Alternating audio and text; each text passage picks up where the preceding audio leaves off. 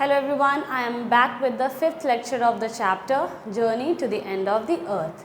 Students, in the previous lecture we discussed that Tishani Joshi was telling us that it is very easy for us to sit in our comfort zone and talk about global warming. But we do not realize that it is actually a threat until and unless we go to Antarctica and see for ourselves that how the ice shelves are collapsing, how the glaciers are melting, and it is quite a threat to all the human population and for the entire planet. But humans are failing to understand and realizing the threat. Humans are failing to realize the threat that is upon the entire planet, and we only human can stop or take some measures to just at least cure the or take the threat back, all right, so that we can prevent it from happening. But humans are not taking any measures, or we are disrupting the cycle, global cycle, day by day. She also showed us the example of a single cellular organism, that how a single celled organism can depletion, if interruption in its process of a single celled organism can disturb the whole global carbon cycle. Tishani Joshi ने हमको ये बताया कि घर बैठे हम लोग किस तरीके से ग्लोबल वार्मिंग को के बारे में बात तो कर रहे हैं, लेकिन उसको ये कितना बड़ा डेंजर है ये चीज़ समझने से इनकार कर रहे हैं या इस चीज़ पे ध्यान नहीं दे रहे हैं।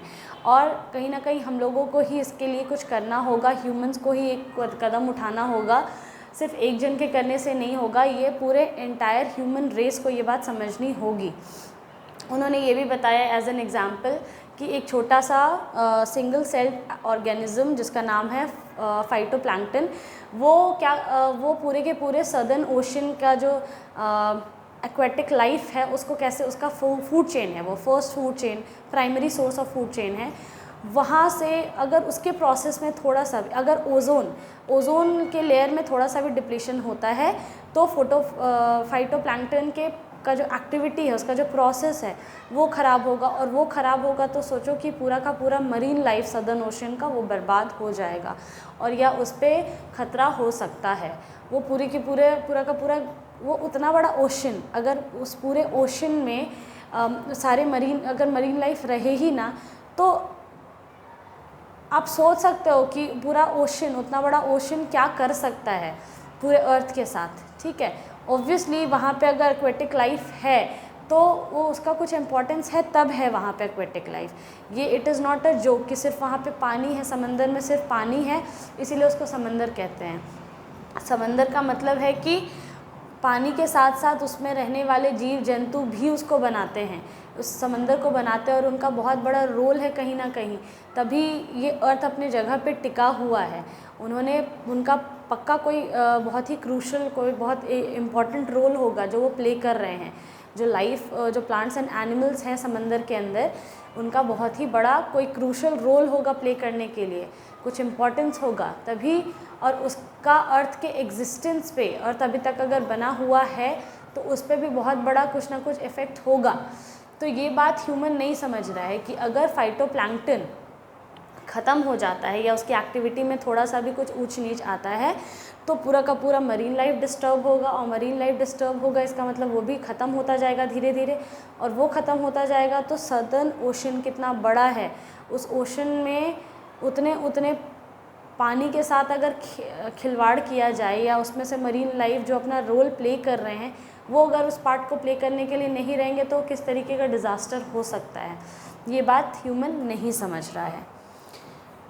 In the parable of the phytoplankton there is a great metaphor of existence। ये बात तो हमने देख ली है, जो एग्जाम्पल, पैराबल का मतलब होता है एग्जाम्पल, तो सिर्फ एक छोटे से सिंगल सेल्यूलर जो कि माइक्रोस्कोपिक है, जो दिखता भी नहीं है, तो उतना छोटा सा अगर जीव इतना बड़ा कुछ तबाही ला सकता है, उसका ना होना अगर इतना बड़ा कुछ तबाही ला सकता है, तो आप सोचो कि जितने बड़े बड़े जानवर एक्सटिंक्ट हो गए हैं, जितने बड़े बड़े जानवर एंडेंजर्ड हैं उनका कितना बड़ा रोल रहा होगा और वो किस तरीके से इस अर्थ को पॉजिटिवली अफेक्ट करते होंगे। लेकिन हम लोगों को तो मतलब है बस कि हाँ एक्सटिंक्ट हो गए, उनका नाम बस दर्ज कर देना है उस रेड बुक में जिसमें जितने भी एंडेंजर्ड और एक्सटिंक्ट स्पीशीज़ हैं उनका नाम लिखा हुआ है, और बच्चों को पढ़ा देना है। इससे ज़्यादा तो कोई मतलब हम लोग रखते नहीं हैं। तो ये बस एक एग्ज़ाम्पल था, बस एक एग्ज़ाम्पल, फाइटोप्लैंक्टन का जो एग्ज़ाम्पल तिशानी जोशी ने दिया है ये बस एग्ज़ाम्पल था। There is a great metaphor, इसके पीछे एक बहुत बड़ा मेटाफर है। मेटाफर मैंने आपको बताया था ना, जब कंपैरिजन करते हैं किसी चीज़ को इनडायरेक्टली, उसके बारे में। तो ये ह्यूमन के लाइफ पे, इस अर्थ के एग्जिस्टेंस पे बहुत बड़ा एग्जाम्पल था ये कंपैरिजन था। तो take care of smaller things, तो आप जब छोटी छोटी चीज़ों का टेक केयर नहीं करोगे, ये चेन किस तरीके से चल रहा था, फाइटोप्लैंक्टन इतना छोटा सा, वो मरीन लाइफ को इफेक्ट कर, उतना बड़ा मरीन लाइफ, उसमें छोटे छोटे जितने हैं वहाँ उतना ही नहीं बल्कि बर्ड्स को भी संभाले हुए था। फिर पूरा का पूरा एंटायर ग्लोबल कार्बन साइकिल को ही डिस्टर्ब कर रहा है। तो एक छोटी सी चीज़ इतने सारे चीज़ों को जब डिस्टर्ब कर सकती है, पूरी तरीके से उसका बेस फाउंडेशन ही हिला के रख देती है, तो आप सोचो कि ये कितना बड़ा मैसेज दे रहा है हम लोगों को, जिस चीज़ को हम लोग इम्पॉर्टेंट नहीं समझते हैं, कि छोटी चीज़ों को बचाओगे तो बड़ी चीज़ें खुद ही सिक्योर रहेंगी। That take care of small things, छोटी चीज़ों का ख्याल पहले रखना सीखो, and the big things will fall into place, बड़ी चीज़ें खुद ही ठीक रहेंगी। हम लोग छोटी चीज़ें, हम लोग चींटी को मार देते हैं, या इतनी चींटियाँ ख़त्म होती जा रही हैं। पहले वैरायटी होता था छोटे छोटे माइक्रो ऑर्गेनिज़म्स का, अब जो जितने सॉइल हैं उनमें से फर्टिलिटी क्यों ख़त्म हो गई है, क्योंकि उसमें डिकम्पोजर्स होते थे, उसमें माइक्रो ऑर्गेनिज़म्स होते थे जो कि सॉइल में जितने भी ह्यूमस होते थे और बाकी सारे जो डेड प्लांट्स एंड एनिमल्स होते थे उनको डिकम्पोज कर देते थे, उनको वो सब डिकम्पोज होते थे तो ह्यूमस क्रिएट होता था तो फर्टिलिटी बढ़ती थी सॉइल की। लेकिन अब क्या हो गया है कि प्लास्टिक इतना ज़्यादा यूज़ हुआ, पॉलीथीन इतना ज़्यादा यूज़ हुआ, उसकी वजह से सारे माइक्रो ऑर्गेनिजम्स और डिकम्पोजर्स मरते गए, सॉइल की फर्टिलिटी ख़त्म होती गई। अब ये माइक्रो ऑर्गेनिजम्स अगर मर जा रहे हैं, जितने माइक्रोब्स थे, तो अगर फाइटोप्लैंक्टन इतना इम्पॉर्टेंट है तो आप सोच के देखो वो माइक्रोब्स भी तो इम्पॉर्टेंट होंगे, वो डिकम्पोजर्स भी तो इम्पॉर्टेंट होंगे, वो माइक्रोस्कोपिक ऑर्गेनिजम्स जो सॉइल में थे वो भी तो इम्पॉर्टेंट होंगे। लेकिन वो नहीं है, तभी तो सारा का सारा सॉइल बंजर है, इतने जगह पे ड्रॉट आ रहा है, सुखाड़ हो गई है। लेकिन ह्यूमन ये सारी चीज़ों को नहीं समझ रहा है, क्योंकि ह्यूमन बड़ी चीज़ों पे जो दिखाई देता है, लायन टाइगर्स बचा रहे हैं, ठीक है, मैं ये नहीं बोल रही कि उनको बचाना गलत है, उनको प्रिजर्व करना ख़राब बात है, लेकिन छोटी चीज़ों को बचाएंगे तो बड़ी चीज़ें खुद ही अपने जगह पे सेट हो जाएंगे। अगर हम छोटे छोटे माइक्रो ऑर्गेनिजम्स को बचाते हैं तो सॉइल की फर्टिलिटी बढ़ेगी, सॉइल की फर्टिलिटी बढ़ेगी तो वहाँ पे पेड़ पौधे ऑटोमेटिकली ग्रो करेंगे, आप तो उनको लगाओ या ना लगाओ, ठीक है। ट्रीज़ को डिफॉरेस्टेशन करके तो हम लोगों ने उनका घर उजाड़ ही दिया है। तो प्लांट लगाना, अगर एक समय पे आप कहीं पे पौधे नहीं भी लगाते हो तो आप देखोगे वो जगह पे बहुत सारे प्लांट्स खुद ही निकल जाते हैं। तो आप फर्टिलिटी होगा तभी तो पेड़ पौधे निकलेंगे, अब फर्टिलिटी है तो पेड़ पौधे निकले, अब पेड़ पौधे निकले तो फिर जंगल बन जाएगा, जंगल बनेगा तो ऑब्वियसली जो बड़े जानवर हैं वो वहाँ पे एग्जिस्ट करेंगे, वो बेघर होकर के अपना उनका लाइफ स्पैन शॉर्ट नहीं हो जाएगा, उनको ज़ू में रखने की ज़रूरत नहीं पड़ेगी, वो मर नहीं जाएंगे इधर उधर, ठीक है, उनको भटकने की ज़रूरत नहीं पड़ेगी, क्योंकि उनके घर में तो हम रह रहे हैं, उनके घर के तो हमने छीन लिया है, डिफॉरेस्टेशन करके लैंड क्लियर कर दिया है, और लैंड क्लियर करके अपने अपने बड़े बड़े बिल्डिंग्स बना लिए। तो अगर हम उन माइक्रोब्स को बचाएं तो सॉइल बचेगा तो प्लांट बचेगा तो जंगल, और जंगल बचेगा तो ढेर सारे जीव जंतु और स्पीशीज़, अलग अलग प्रजातियां खुद ही वहाँ पे एग्जिस्ट करना शुरू कर जाएंगी। तो इसीलिए इन्होंने बहुत बड़ी और बहुत इम्पॉर्टेंट बात बताई है हम लोगों को यहाँ पे, कि take care of small things, छोटी चीज़ों का ख्याल रखना शुरू करो। छोटी चीज़ों का ख्याल रखेंगे तो बड़ी चीज़ें खुद ही सही जगह पर आ जाएंगी। So this is a great message. Now we'll start a new phase of the chapter, that is walk on the ocean. अभी तक तो हम लोग हिस्ट्री में चल रहे थे, पार्ट ऑफ हिस्ट्री था ये, सॉरी ह्यूमन इम्पैक्ट पढ़ रहे थे अभी तक हम लोग कि इंसान का असर, ठीक है। अब हम लोग वॉक ऑन द ओशन पढ़ेंगे। My Antarctic experience was full of such epiphanies, but the best occurred just short of the Antarctic Circle at 65.55 degrees south.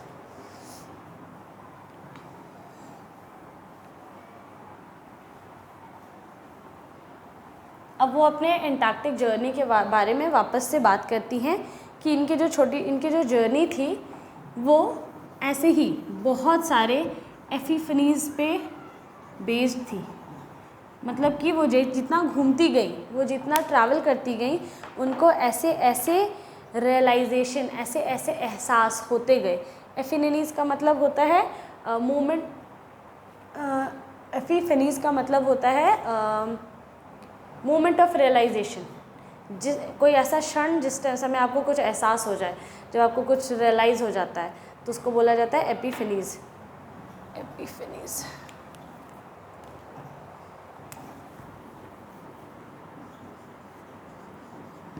एपिफनीज़, ठीक है, इसका मतलब होता है मोमेंट ऑफ रियलाइजेशन, कुछ एहसास होना।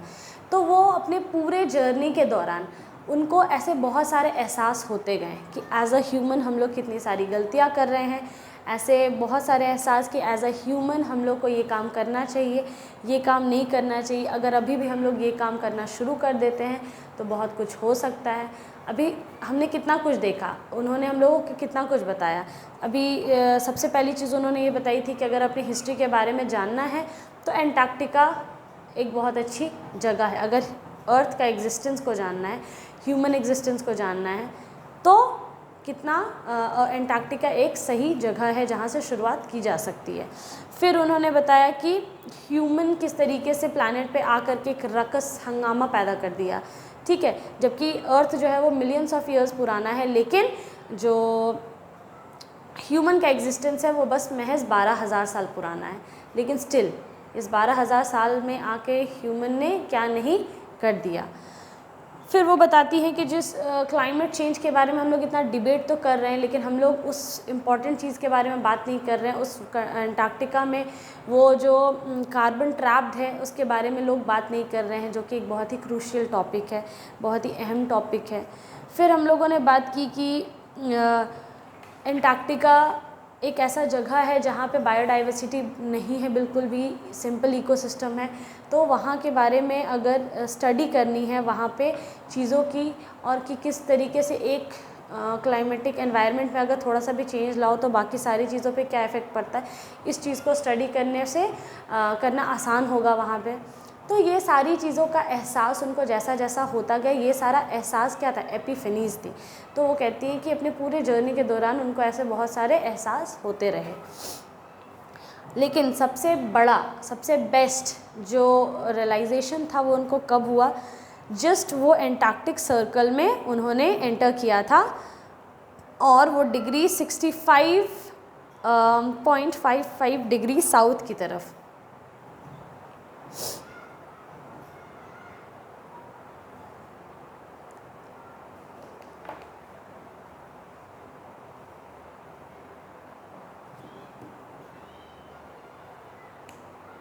आपने ग्लोब में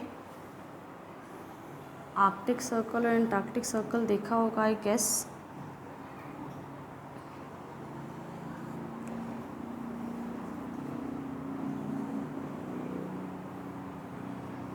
तो ये अर्थ है,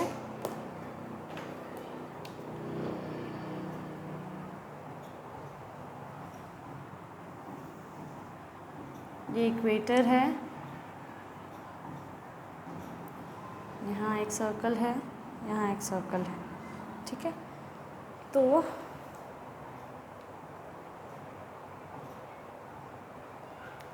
ये आपका ऊपर वाला आर्कटिक सर्कल है, और ये नीचे वाला एंटार्क्टिक सर्कल है, और इनका अपना अपना डिग्रीज़ है। ये है आपका 66.5 डिग्री नॉर्थ और ये है आपका 66 डिग्री 5 मिनट्स साउथ, ठीक है। और इक्वेटर जो है हमारा वो तो 0 होता ही है, 0 डिग्री, ठीक है। तो आई होप आपको यहाँ तक समझ में आ रहा होगा। यहाँ पे डिग्रीज है, पॉइंट, ठीक है। ये इनका मेजरमेंट है। तो ये कुछ इस जगह पे कहीं पे होंगी आसपास, तब जा कर के उनको एक रियलाइजेशन हुआ, यहाँ के अराउंड कहीं पे वो होंगी, तब उनको एक रियलाइजेशन हुआ। जो सबसे बड़ा रियलाइजेशन था वो ये था, the Shokal sky had managed to wedge herself into a thick white stretch of ice between the peninsula and Tadpole Island, which was preventing us from going any further. वो एहसास ये था कि इनका जो शिप था जिसका नाम था द शोकल स्काई, मैंने आपको पहले भी बताया था, इनके शिप का नाम था द शोकल स्काई। ये जो शिप था ये कहीं पे वेज कर गया, यानी कि घुस गया, ठीक है। और वो वेज जो है, जैसे कील कहीं पे घुस जाती है ना, तो वैसे ही वेज का मतलब होता है घुस जाना, ज़बरदस्ती, मतलब ठोक ठोक करके अटक, ज़बरदस्ती किसी चीज़ को घुसाना, तो उसको बोलते हैं वेज। तो वो घुस गया और हर सेल्फ बोला गया यहाँ पे। शिप को जनरली हम लोग फीमेल फेमिनिन जेंडर में काउंट करते हैं, इसीलिए यहाँ पे हर सेल्फ बोला गया है। और वो जहाँ पे घुसी, वो जो शिप थी वो जहाँ पे घुस गई, वो जो शिप थी वो बहुत ही ज़्यादा एक थिक आइस में चली गई, जहाँ पे हालांकि उसका स्ट्रक्चर वैसा ही बिल्ड है कि वो कहीं पे भी ओशन में ऐसे बड़े बड़े आइस से उसको कोई फ़र्क नहीं पड़ता। उसका स्ट्रक्चर इसी तरीके से बिल्ड किया गया, आइस स्ट्रेंथेंड होता है, वो बहुत ज़्यादा मजबूत होता है वो, कि आइस वगैरह टकराए, अगर जैसे टाइटैनिक में आइस टकराई थी तो वो टूट गया था, लेकिन टूट गई थी। लेकिन ये जो शिप है ये उसी स्टडीज़ के लिए बना है, तो इसको वैसे जगह जाना पड़ता है, तो इसकी मजबूती ज़्यादा है, इसीलिए ये वैसे एक आइस, बहुत थिक आइस वाली जगह में जा कर के घुस गई। और ये जो जगह थी वो पेनिनसुला थी, ठीक है। और पेनिनसुला जो 3 साइड से पानी से घिरी होती है उसको बोला जाता है पेनिनसुला। जैसे इंडिया एक पेनिनसुलर, जो नीचे वाला जो रीजन है उसका वो पेनिनसुलर रीजन है, क्योंकि वो 3 साइड से पानी से घिरा हुआ है। तो वो जो जगह था वो पेनिनसुला था और टैडपोल आइलैंड था। एक आइलैंड है जिसका नाम है टैडपोल, और उसकी वजह से शिप जो है वो बहुत और आगे जा नहीं पा रही थी, क्योंकि वो अटक गई थी। एक पेनिनसुला और टैडपोल आइलैंड के बीच में बहुत आइस होगा वहाँ पे, और आइस में शिप जो है वो ज़बरदस्ती घुसने की कोशिश की, तो उसके वजह से वो अटक गई, और अटकी तो फिर वो वहाँ से आगे नहीं जा पा रही थी। The captain decided we were going to turn around and head back north. तो कैप्टन ने ये डिसाइड किया कि शिप तो और आगे जा रही नहीं है, तो अब क्या किया जाए कि वापस चलते हैं, वापस को चलते हैं। अभी तक तो लोग साउथ की तरफ थे, तो अब नॉर्थ की तरफ, जैसे शिप इधर कहीं पे अटकी होगी, इधर कहीं पे टैडपोल आइलैंड होगा और इधर कहीं पे आपका पेनिनसुला होगा, ठीक है। तो यहाँ पे आइस के बीच में ये आपका शिप अटक गई, तो अब ये और इधर तो जा नहीं रही है, तो क्या किया जाए कि अब उधर नहीं जाएगी तो वापस इधर ले चलो। तो कैप्टन ने ये डिसाइड किया। But before we did we were all instructed to climb down the gangplank and walk on the ocean. तो ये करने से पहले कि अब शिप तो वापस मुड़ नहीं वाली है, या शिप को अब पीछे लेना है, बैकवर्ड किया जाएगा, रिवर्स लिया जाएगा, तो इससे अच्छा है कि क्या किया जाए कि इन लोगों को इंस्ट्रक्ट किया गया, जितने सारे बच्चे थे वहाँ पे, जो आइस ऑन स्टूडेंट्स जो पूरा ग्रुप था, उनको इंस्ट्रक्ट किया गया कि तुम लोग ऐसा करो कि ओशन में उतरो गैंग प्लैंक पे। गैंग प्लैंक का मतलब होता है तख्ता होता है पटरा के जैसा, वो रखा रहता है उस पर। देखो जो आइस है इस एरिया में, अब इस एरिया में आप एंटर करते हो तो जो समंदर होता है वो पूरी तरीके से जमा हुआ होता है, ठीक है। वहाँ पे आसानी से ऐसा लगेगा कि आपको सतह है, ज़मीन है, आप उस पर चल सकते हो। हर जगह पे नहीं, कहीं कहीं पे आइस बहुत पतली हो जाती है तो वहाँ डूबने का खतरा होता है, आइस के टूटने का खतरा होता है, लेकिन वो तो सोच समझ करके ही ये लोग उतरे होंगे। तो आइस गैंग प्लैंक पे ये लोग उतरते हैं। गैंग प्लैंक, प्लैंक का मतलब होता है पटरा, और ये तख्ता जो बोलते हैं उस पर। And we were all instructed to climb down the gangplank and walk on the ocean. और ये लोग को शिप से नीचे उतारा गया और बोला गया, सीढ़ी के जैसा गैंग प्लैंक उस पर उतारा गया और बोला गया कि तुम लोग समंदर में अब चलो, ठीक है। So there we were all 54 of us. और ये लोग टोटल 52 लोग थे, ठीक है। टोटल 52 लोग थे उस ग्रुप में और सारे के सारे उस पर उतर गए, समंदर पे उतर गए, क्योंकि समंदर में अभी फ़िलहाल आइस जमी हुई है जिस पे चला जा सकता है। Kitted out in the on the ocean, kitted out in Gore-Tex and glares, walking on a stark whiteness that seemed to spread out forever। अब ये लोग जब वहाँ पे उतरे तो उससे पहले इन लोगों को किट किया गया। किट का मतलब होता है पूरी तैयारी की। जैसे आप ट्रैकिंग के लिए जाते हो तो आप प्रॉपर लाइफ जैकेट और नी पैड्स वगैरह लगा करके जाते हो, तो उसको किट आउट करना कहते हैं। पूरी तैयारी अच्छे से अपने आप को वैसा क्लोथिंग, वैसे कपड़े पहन लेना कि आप ट्रैक करने के लिए जा रहे हो, कोई भी चीज़ करने के लिए। आप गेम खेलने के लिए भी, क्रिकेट खेलने के लिए भी जाते हो तो आप अपना पूरा जो आपका क्रिकेट किट होता है उसमें जो भी चीज़ें होती है उसके पहनते हो, that is called kitted out. तो इन लोग को भी पूरी तरीके से जो जो चीज़ें रिक्वायर्ड थी वो पहना दिया गया। और क्या क्या चीज़ों से पहनाया गया? गोर-टैक्स, ये एक तरह का कपड़ा होता है, एक तरह का सूट होता है जिसमें वाटर प्रूफ होता है, ये सिंथेटिक होता है, वाटर प्रूफ होता है फैब्रिक इसका, जिसको आउटडोर स्पोर्ट या ट्रैकिंग के लिए पानी वानी में आप अगर ऐसा कुछ डाइव वाइव करने के लिए जा रहे हो तो आप उसको पहनते हो, तो उससे शायद एयर वगैरह पास नहीं हो, वैसा कुछ जिससे ठंड ना लगे मे बी। एंड ग्लेयर्स, और पूरा चकाचौंध, चारों तरफ पूरी रोशनी है, बहुत ज़्यादा रोशनी, ठीक है। और जो स्टार्क है, स्टार्क वाइटनेस, जो सफ़ेद, क्योंकि सब तरफ आइस है, वो दूर दूर तक स्प्रेड हो चुकी है, फैली हुई है। मतलब जहाँ तक आप देखो वहाँ तक सिर्फ आइस ही आइस है। ये वापस से अपने उस जर्नी को बता रही हैं, जब एंटार्क्टिक गए थे ये लोग, एंटर किए थे, तब की बात बता रहे हैं कि जैसे ही वहाँ पे पहुँचे थे तो क्या इन्होंने समंदर पे एक्चुअली ये लिटरली ये चल के आए थे। समंदर में लोग तैरते हैं लेकिन वहाँ पे आइस जमे होने की वजह से ये लोग चले थे वहाँ पे, ठीक है। तो इन्होंने ये पूरे तरीके से, ये लोग किटेड आउट थे, इन्होंने अपना जो भी गियर्स था वो पहना हुआ था, जो सूट था वो पहना हुआ था। और ये लोग जितनी दूर देख सकते थे उतने दूर इन लोगों को क्या नज़र आ रहा था? सिर्फ और सिर्फ वाइटनेस, वो सफ़ेद, वो रंग, वो फैला हुआ था, लग रहा था कि कभी भी ख़त्म नहीं होगा। Underneath our feet was a metre thick of ice pack, और उनके कदमों के नीचे कुछ इतनी मोटी मीटर, कुछ मीटर, इतनी मोटी तो कुछ भी नहीं बोल रही हूँ मैं, मतलब कई मीटर, ठीक है, नहीं मीटर, सॉरी, 1 मीटर, 1 मीटर कितना होता है? इतना, इतनी मोटी आइस की लेयर जो है वो जमी पड़ी थी उनके कदमों के नीचे। एंड अंडरनीथ दैट, और उसके भी नीचे 180 metres of living breathing salt water, और उसके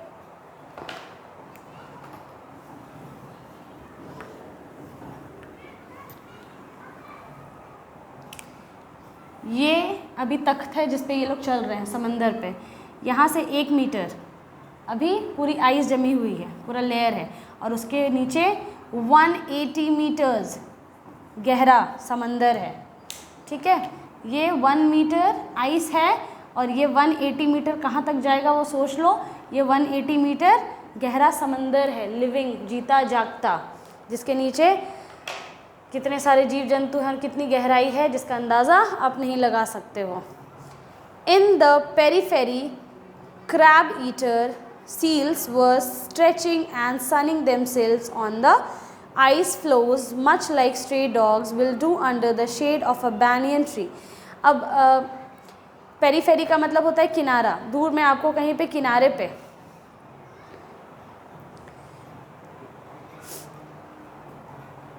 जहाँ पे जैसे हम लोग यहाँ पे क्षेत्र वाला, ये वाला जो एरिया होता है, ये वाला जो क्षेत्र है जो हमारे आसपास है बाहरी क्षेत्र में, तो वहाँ पे सील हैं, क्रैब ईटर्स हैं। क्रैब ईटर केकड़ा खाने वाले, क्रैब का मतलब होता है केकड़ा, और क्रैब ईटर सील्स हैं वहाँ पे, और वो लोग क्या कर रहे हैं? अपने आप को धूप में स्ट्रेच कर रहे हैं।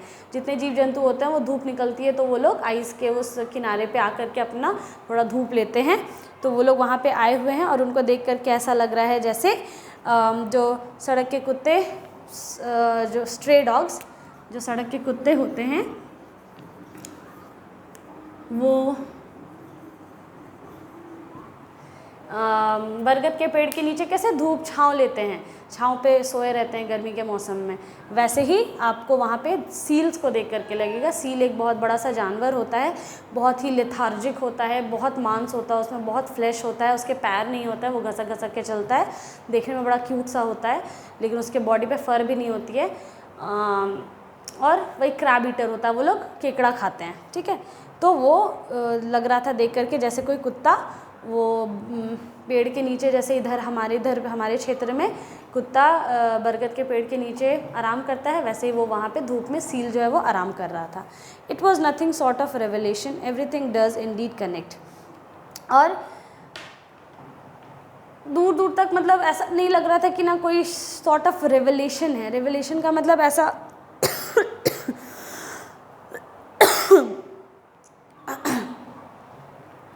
रेवलेशन का मतलब होता है ऐसा कुछ नहीं था कि जिसमें कोई रहस्य है, ऐसा कि कुछ नया देख रहे हैं, कोई रहस्य दिखाई दे दिया हो हम लोग को। जो चीज़ें थी सब एक दूसरे को कनेक्ट कर रही थी, सब जानते थे ये लोग पहले से सारी बातें, यही सारी चीज़ें थी। 9 time zones, 6 check points, 3 bodies of water and many ecospheres letter.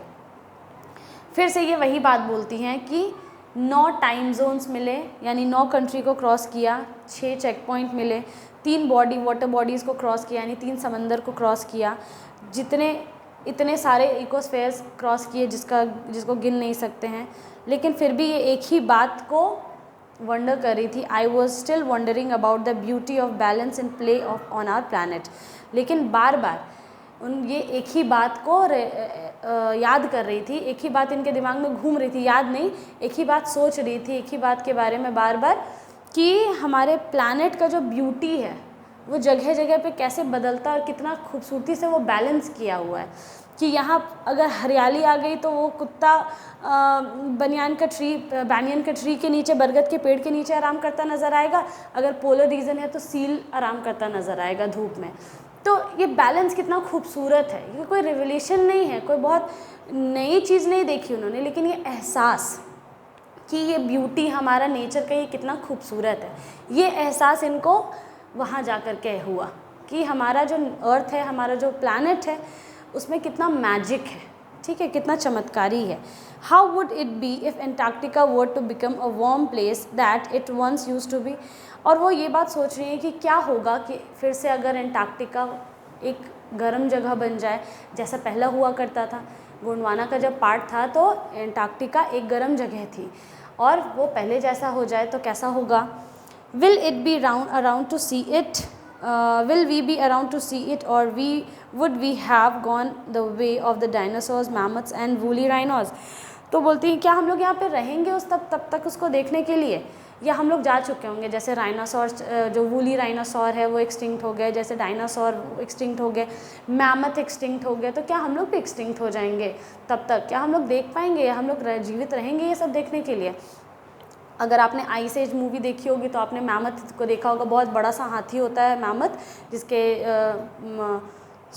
जिसके दांत जो होता है ऐसे घूमे हुए होते हैं, अब वो नहीं पाया जाता है।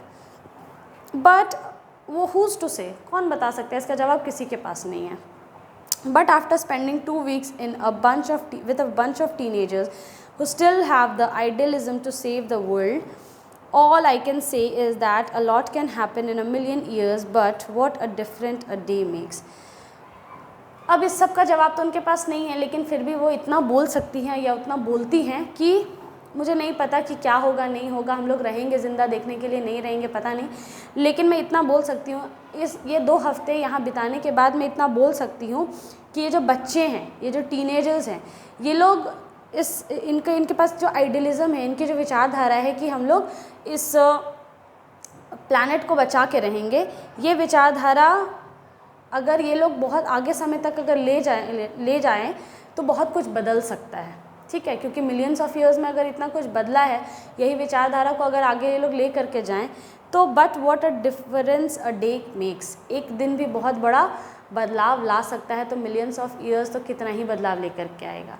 ठीक है, क्योंकि इनकी सोच, इनका आइडियलिज्म को देख करके लगता है कि एक दिन अगर इतना बड़ा बदलाव ला सकता है किसी की सोच में, किसी के विचार में, तो अगर सदियों तक ये विचारधारा चलती रहे अर्थ को बचाने वाला, या बचाने वाला कि हम लोग को अर्थ को बचाना है, ये हमारा प्लैनेट है, तो दुनिया में सच में बहुत कुछ बदल सकता है और ये दुनिया पहले जैसी हो जाएगी, या ये अर्थ हमारा पहले जैसा हो जाएगा।